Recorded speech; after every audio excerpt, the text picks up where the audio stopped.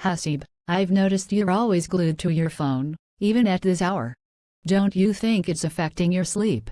Sana, I need to respond to the message. That's exactly what I'm talking about. You're sacrificing sleep for social media. What's the harm? I'm just checking my notifications. The harm is that the blue light from your phone is suppressing your melatonin production. It's disrupting your sleep patterns. Really? I didn't know that. Yes. When you use your phone late at night, you're tricking your brain into thinking it's still daytime. It's like telling your brain to stay awake. That makes sense.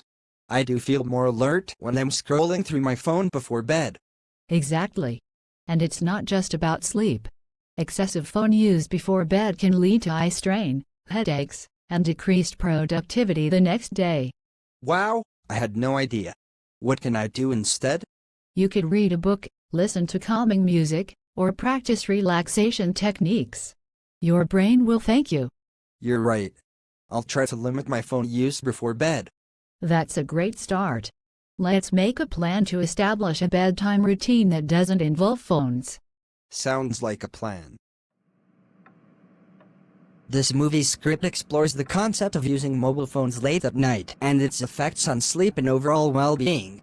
The conversation between Sana and Hasib highlights the importance of being mindful of phone use before bed and finding alternative relaxation techniques to improve sleep quality.